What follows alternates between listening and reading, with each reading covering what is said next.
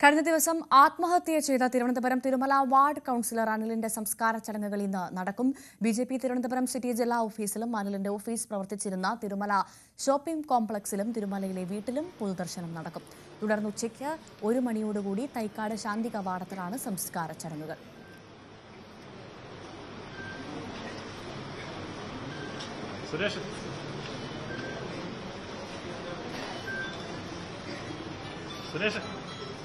സാരംഗ് സുധാകരൻ വിവരങ്ങളുമായി ചേരുന്നു.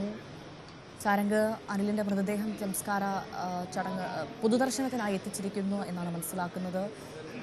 ഇതുമായി ബന്ധപ്പെട്ട് വലിയ വിമർശനം BJP നേരിട്ടതാണ്. അതുമായി ബന്ധപ്പെട്ട് വലിയ പ്രതിഷേധങ്ങൾ ഇന്നലെ ഉണ്ടായിരുന്നു. മാധ്യമങ്ങൾക്കടക്കം നേരെയുള്ള പ്രതിഷേധം, ആക്രമണം നമ്മൾ ഇന്നലെ കണ്ടതാണ്.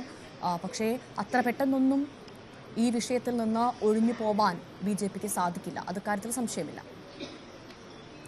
തീർച്ചയായും ഭവ്യ, വളരെ ദാരുണമായൊരു സംഭവമായിരുന്നു ഇന്നലെ തിരുമല വാർഡ് കൗൺസിലർ ആത്മഹത്യ ചെയ്തതും പിന്നീട് അതുമായി ബന്ധപ്പെട്ടുണ്ടായ രാഷ്ട്രീയ വിവാദങ്ങളും മാധ്യമപ്രവർത്തകർക്ക് നേരെയുണ്ടായ ആക്രമണം അടക്കം.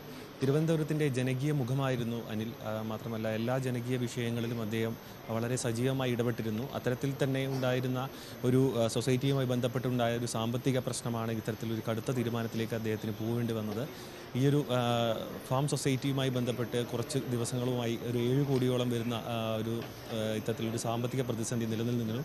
അതിൽ കൃത്യമായ ഒരു തീരുമാനത്തിലേക്ക് എത്താൻ അദ്ദേഹത്തിന് കഴിഞ്ഞില്ല. മാത്രമല്ല ഇത് മുഴുവൻ തൻ്റെ തോളിലേക്ക് വരുന്നൊരു സാഹചര്യം ഉടലെടുത്തതുകൊണ്ടാണ് പിന്നീട് ഇത്തരത്തിലൊരു കടുത്ത തീരുമാനം എടുക്കുന്നത്. കാരണം നമുക്കറിയാം. ഞാൻ വരാം, തുടരുക. ഇപ്പോൾ